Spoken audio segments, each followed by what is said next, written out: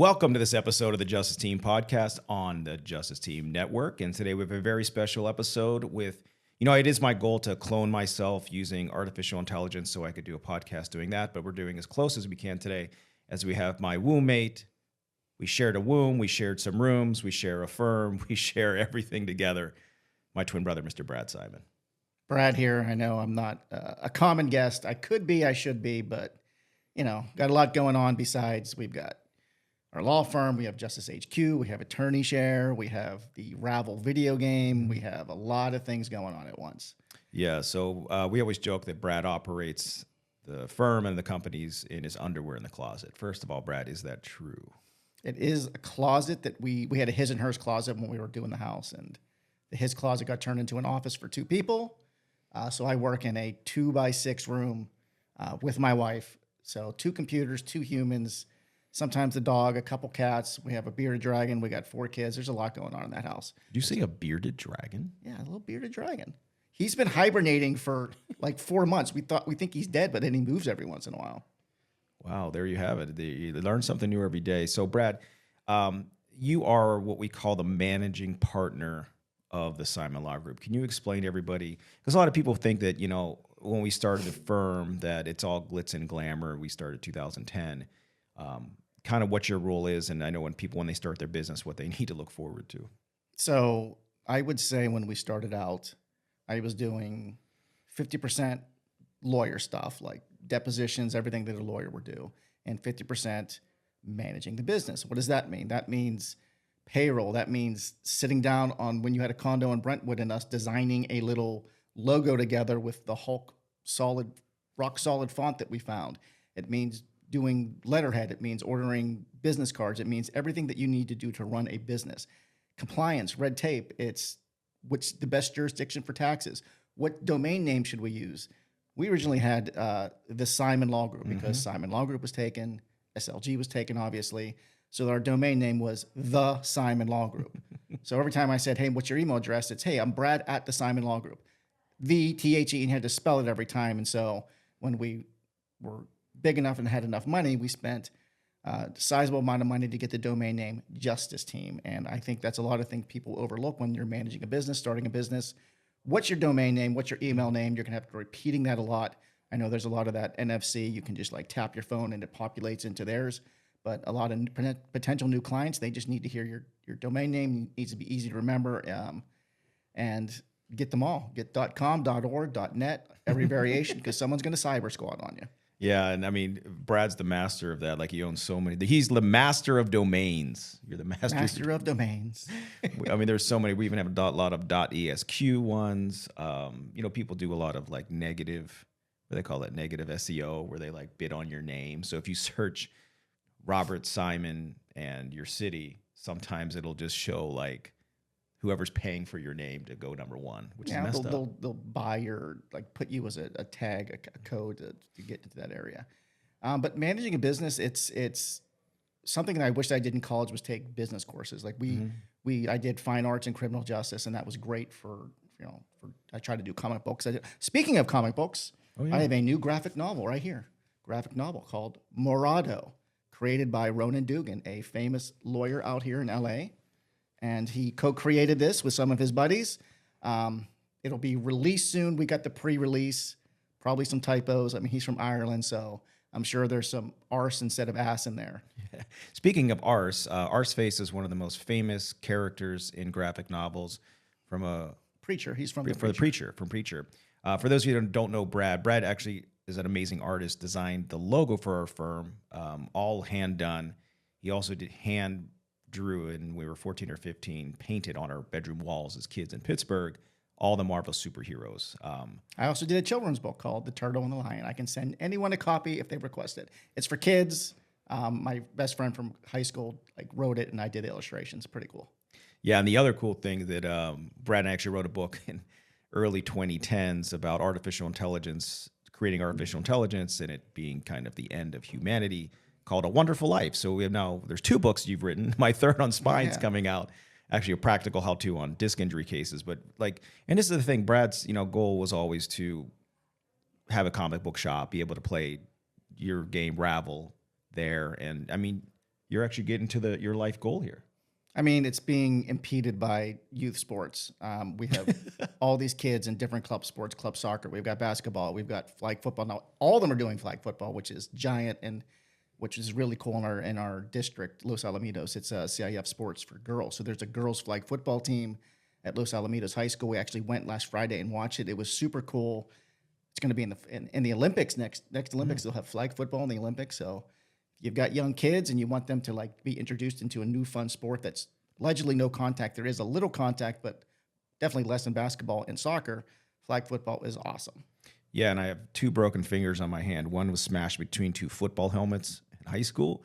The other one was from flag football, grabbing a flag and just broke my finger sideways. But it was worth it. We did flag football in college. We went, our college team went to like the finals. Then we had to play we won the undergrad final. Yes. And then we had to play the GW Law School, who had like some guy on the team. He had 2 brothers in the NFL. It was the Mortons. It was Johnny Morton, and it was their little brother. And you could not catch him. It was just so cheap. Like we just got blasted. Yeah, and our quarterback actually got hurt celebrating we won the championship undergrad because the guy jumped on his back. Whatever, we digress. Anyway. So going back to like the managing part of the firm. So like Brad does a lot of things that I'm not good at all. Like Brad actually handles the trust account, the finances. So like I literally never know when Brad just says, hey, take them out of XYZ in a draw, or hey, it's time to pay taxes and plan for it. Right. But that's, I think, whatever you need. But you also, as you manage a business, you need to know what you don't know and get someone to step into that role,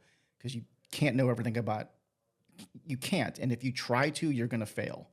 So surround yourself with good hires and people that can help take that off your plate. I used to do payroll and a lot of this business oversight myself. And then I hired Marat, one of our friends from college, to be our CFO. And that's been a lifesaver. Saved me so much time to then be able to take on these passion projects like Ravel, ravel.game, rakiko.com if you want to see more. Other things that we enjoy, because, kids take up a lot of time and that's the most precious thing. Free up your time to do these things with your kids. So I dropped them off at school, came right up here, and I'll be back in time to get them from school and then go right to song and dance and then piano. Well, I think that's what the big takeaway here is. You have to be willing to sacrifice what you think is to make less money by hiring other people to do what it's not your skill set or not what you want to do. And that's how you actually grow the business. It feels like it's a step backwards, like you're going to pay someone to do something, but it's like in the game of life. It's a board game that I know we played. I never bought the insurance in the game of life. You don't need insurance, but you should go backwards. Like you can go backwards to go forwards. You kind of like take a different route to get ahead later. But that's what you got to do. You got to think about who you're making a hire. You can hire a really kick-ass paralegal to push your practice forward. You can hire a new associate and you pay for what you get. Don't try to go on cheap. It's like when you're hiring experts in a case you're going to trial, and you pay for what you get. So you get the best expert. You got to really be cognizant of that at all times and think about the future. The now is great, but how is this going to affect us 2 to 3 years from now? Yeah, and we talked about like finances. We now have a CFO. You could do fractional CFO. There's ways to do that to get guidance, people that understand money. If you have to borrow, all these type of things are things that you have to have on top of mind. Personnel, HR issues. You have to think about, am I doing an employee handbook? You likely have to. What are the protocols for certain things? Because you have to build your firm, even if you're a solo, to kind of scale with it. Yeah, you got to build the foundation early and do it right. And think about all of these things before you just try to push ahead. And you got to reinvest in the business. A lot of people try to, you get that one big hit and they'll put it all into a new house and an awesome car. But I would think you got to reinvest at least 50% of what you get back into the business. A new hire, maybe a new marketing campaign, something to generate new leads, something where you're expanding your footprint. Another thing we did early, which was we started buying buildings to rent back to ourselves, our office buildings. The building we're in now, the Hermosa Beach office, there's an awesome tool called an SBA loan, small business loan. It's a government loan. You can put 10% down on a business, and as long as you are leasing or occupying 51% or more of that space, you can get a 90% of that loan, and it's at awesome rates, and you can start depreciating that asset. There's a lot of benefits to having. Yeah, and that's another thing that we've learned recently the past few years. If you have to hire someone that gives you tax strategies. So we have a home office, shout out to Heritage in Phoenix, Arizona, but absolutely lifesaver for, these are a lot of the skill sets that we teach at Justice HQ, put people in the room with professionals that are really good at what they do. And it's the only way to really evolve. Like if you want to run a business and do it efficiently, you have to be there with somebody that's what they do all the time. Look, we don't have time to stay on top of the tax code every single day to figure out what advantage that we could take with XYZ or where we can invest dollars. Because in our industry, you know, we're doing case advance costs, and those case advance costs, when they get paid back, you can't really loan that to yourself. It's like a very intricate. And there's a really messed up IRS rule that you can't expense the loss until that case resolves. So if you advance $500,000 on a trial, you know, case cost experts, you can't expense that until that case resolves. So that's treated as profits, and you're paying a higher tax. And then, yeah, maybe it catches up into the future, but then you're also advancing cases on future cases. Mm-hmm. And there was a law that they were trying to pass, and people were like, greedy trial lawyers are trying to pay no taxes. It's like, no, we're just trying to expense things at the same level as every other business can.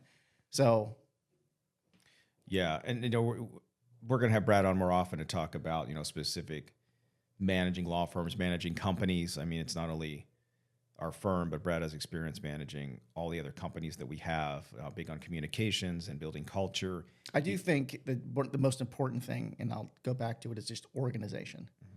You have to be organized. You have to pick Google as a foundation for your Office suite or Microsoft. Those are the two big players. Just pick one. They both have their benefits. They both have their drawbacks. Pick one. They've got subscription services where you pay per person. You're going to need some kind of, you know, payroll service. There's Paychecks. There's ADP. They're both pretty much the same. You can pick one. You can try to do it yourself on QuickBooks to save some money, but that's going to cost you some time, and your time is pretty valuable as an attorney. There's a lot of different things that you can use.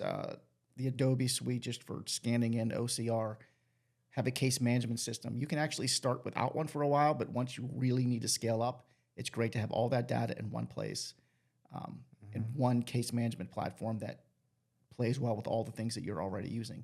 If you're using Adobe Sign, make sure the thing you're using syncs with Adobe Sign. Using Dropbox, make sure it syncs with Dropbox. So those are the things to think about when you're starting the foundation. But once you pick that foundation, you just got to roll with it. Yeah, and then stay atop of what that product has new offerings on. And there's all some great consultants out there that can help you start your law firm, to build it, put you in the right success seat, the right processes. But it's different for everybody else. Depends on how you want to run it. Brad and I wanted to run an office where we could be anywhere in the world and still be able to do it, where we can be in trial all the time and still have support with everybody without physically having to be there. And you have to be intentional with it. You have to start early. We were literally, I think, one of the first ones to be scanning in all of our mail, but we were doing it manually back in the day. You know, we have artificial intelligence that does that for us. Well, Brad, thanks for coming on. How do people find you? Actually, you don't want people to find you. No, I'm a ghost. I'm a unicorn. Don't find me. Don't look for me. I don't exist. If you're looking for Brad, just look for me. I'll get to him. Okay, I know a way. Bob's my he's a paywall. You got to get through Bob to get to me. That's right. Well, thank you for listening to this episode of the Justice Team podcast on the Justice Team Network. And now I'm going to go and survey the office. We're soundproofing it. We're putting in all these awesome things into the office that's structural that Bob doesn't even know about, but they just need to get done. No idea, Brad. I just want to have a golf simulator. I want to have a gaming table in the basement. There is a gaming table in the basement. Okay, we'll check one. And I've already scoped out the golf simulator. We just need to put a 220 line down there, which we're talking about today. So, well, spoiler alert, your birthday's ruined. Our birthday. Our birthday. January 29th, shared with Tom Selleck and Oprah, and also Brad Simon. Thank you for watching this episode of Justice Team Network, www.justiceteenetwork.com. Buy-ins. Buy-ins, guys. Buy-ins, guys. Oh, you got your yin shirt on? Look at that. Buy-ins.